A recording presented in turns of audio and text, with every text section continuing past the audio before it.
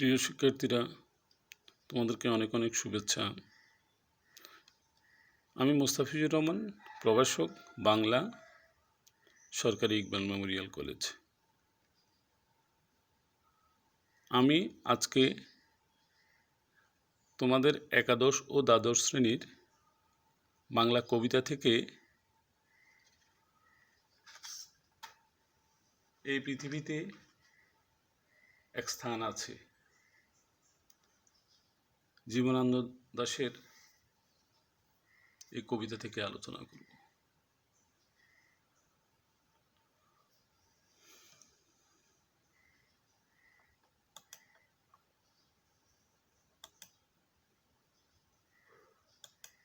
আমাদের আজকের পাঠ শেষে আমরা যে সকল বিষয়ে অবগত হতে পারব,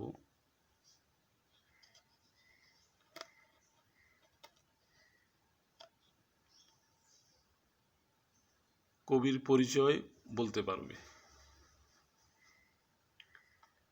কবিতায় দুর্বোধ্য শব্দের অর্থ বলতে পারবে, বাংলাদেশের প্রাকৃতিক সৌন্দর্য বর্ণনা করতে পারবে,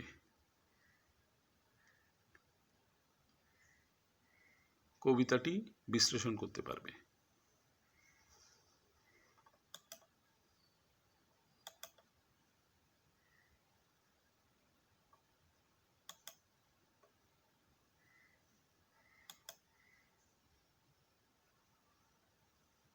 কবি পরিচিতি।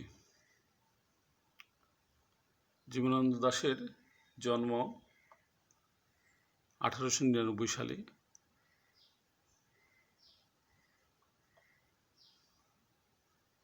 তার মাতার নাম কুসুম কুমারী দাস।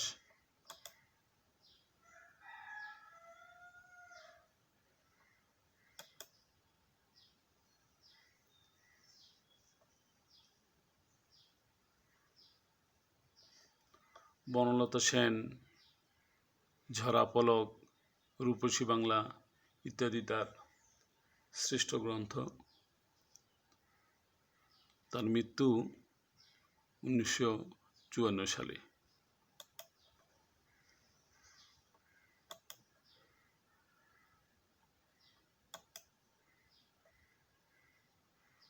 আসা যাক, কবিতা সম্পর্কে ধারণা নেওয়ার আগে আমরা দু একটা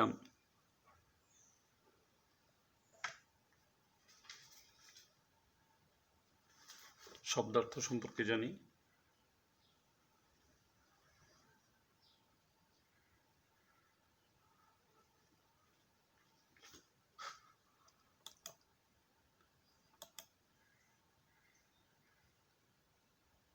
নাটা, লতা কবঞ্চ। অরুণ, সূর্য।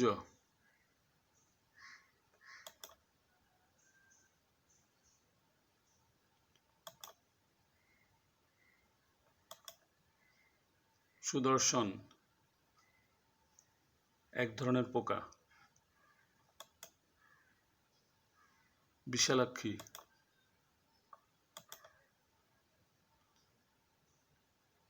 যে রমণীর চোখ আয়ত বা টানা টানা।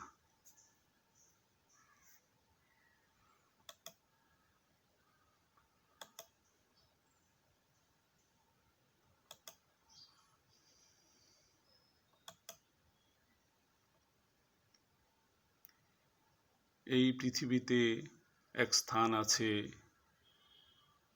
সবচেয়ে সুন্দর করুণ, সেখানে সবুজ ডাঙ্গা ভরে আছে,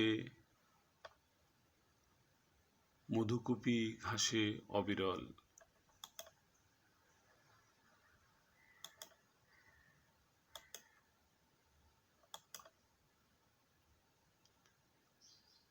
সেখানে গাছের নাম কাঁঠাল, অশথ, বট, জারুল, হিজল।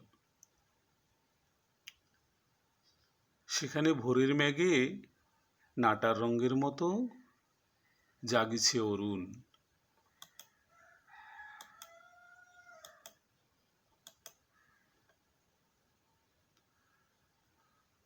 সেখানে বারুণী থাকে গঙ্গাসাগরের বুকে, সেখানে বরুণ কর্ণফুলী ধলেশ্বরী,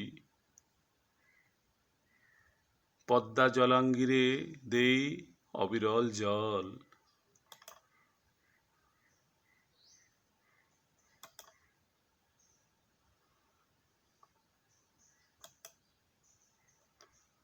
সেখানে লক্ষ্মী পেঁচা ধানের গন্ধের মতো অস্ফুট তরুণ,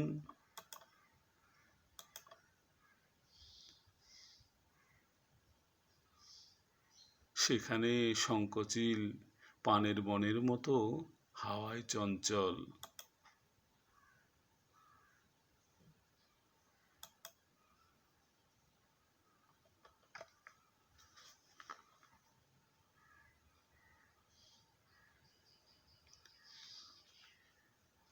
আমরা এখানে কবিতার অংশবিশেষ শুনলাম। এই পৃথিবীতে এক স্থান আছে কবিতাটি জীবনানন্দ দাশের রূপসী বাংলা কাব্যগ্রন্থ থেকে সংকলিত হয়েছে। এই কবিতার সংক্ষিপ্ত একটা বক্তব্য হচ্ছে, বাংলা কাব্যে আধুনিকতার প্রতিকৃতির মধ্যে অন্যতম কবি হচ্ছেন জীবনানন্দ দাশ। রূপসী বাংলা তার জনপ্রিয় কাব্যগ্রন্থ।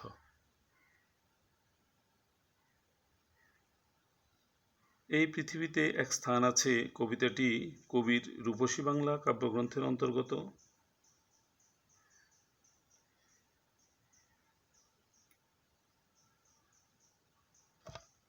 কবি বাংলার অপরূপ সৌন্দর্য ও নিঃসর্গের সাবলীল ছন্দ অনন্য সাধারণ ভঙ্গিমায় উপস্থাপন করেছেন।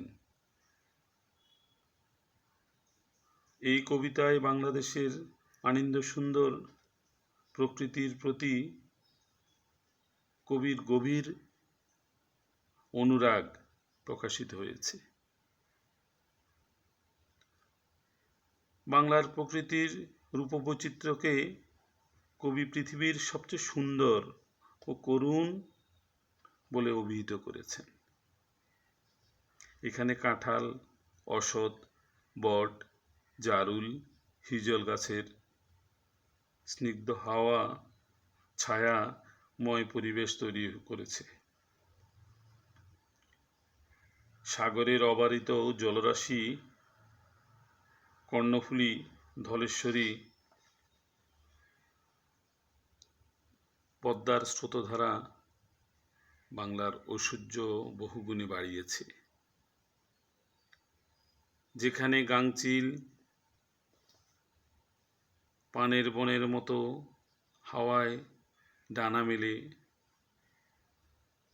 ধানের স্বপ্ন জাগানিয়া গন্ধে লক্ষ্মী পেঁচা নতুনত্বের স্বপ্ন বনে, বাংলার প্রকৃতির এই নয়ন অভিরাম সৌন্দর্যের তুলনা নেই। বাংলার সবুজ শ্যামল বন, বনান্তরে বিচিত্রময়তার কবি অনুপম আনন্দ সুন্দর উপলব্ধি করেছেন। কবি দেখেছেন পল্লী বাংলার ঘাসের বুকে নুয়ে থাকে লেবুর শাখা, সুদর্শন ওড়ে সন্ধ্যার বাতাসে।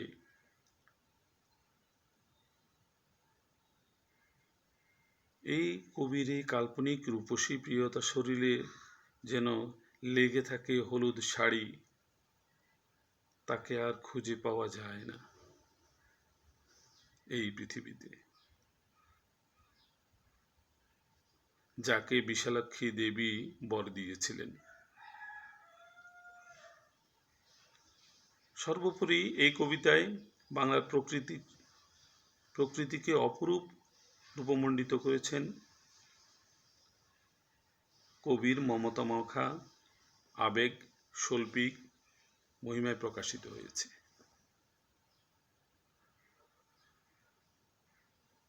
এই কবিতায়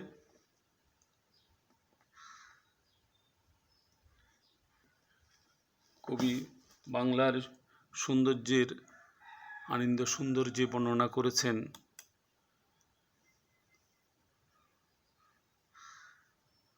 কবি এই প্রকৃতির সৌন্দর্যের কথা বলতে গিয়ে সেখানে আরও বলেছেন, সেখানে লেবুর শাখা নুয়ে থাকে অন্ধকারে ঘাসের উপর, সুদর্শন উড়ে যায় ঘরে তার অন্ধকার সন্ধ্যার বাতাসে।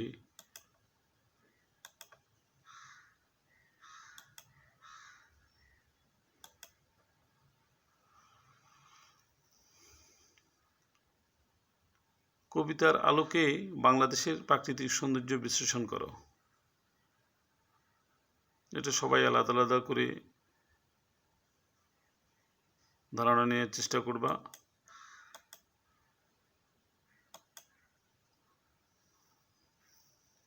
সেখানে হলুদ শাড়ি লেগে থাকে রূপসীর শরীরের উপর, শঙ্খমালা নাম তার। এ বিশাল পৃথিবীর কোনো নদী ঘাসে তারে আর তুমি পাবে না কো। বিশালাক্ষী দিয়েছিল বর, তাই সে জন্মেছে নীল বাংলার ঘাস আর ধানের ভিতর।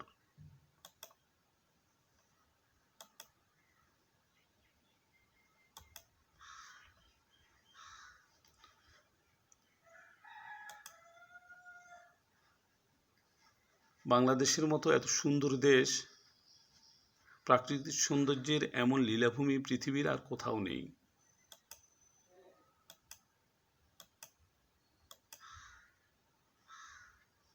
এবার তোমরা চেষ্টা করো আমাদের এই এতক্ষণ পর্যন্ত আমরা যে আলোচনা করলাম সে আলোচনা থেকে নিজেদেরকে একটু মূল্যায়ন করার চেষ্টা করো। বিশালাক্ষী শব্দের অর্থ কী? সুদর্শন শব্দের অর্থ কী? হলুদ শাড়ি পরেছে কে?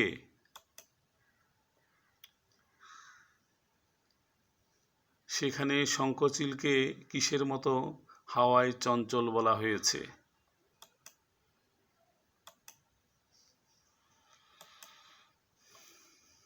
এবার তোমাদের বাড়ির কাজ দিই। এমন দেশটি কোথাও খুঁজে পাবে না কো তুমি, সকল দেশের রানী সেজে আমার জন্মভূমি। আমরা যে দুটি লাইন দিলাম, এটাকে যদি আমরা উদ্দীপক ধরে নিই, উদ্দীপকের সাথে এই পৃথিবীতে এক স্থান আছে, কবিতার সাদৃশ্য কোথায়? একটু ব্যাখ্যা করার চেষ্টা করবে।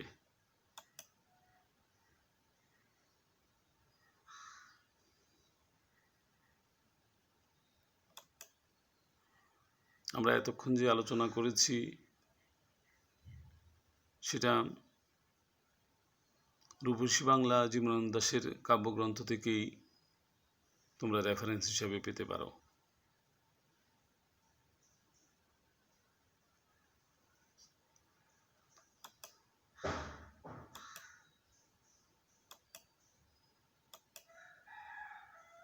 আজকে এই পর্যন্তই। সবাই ভালো থাকো, সুস্থ থাকো, নিরাপদ থাকো।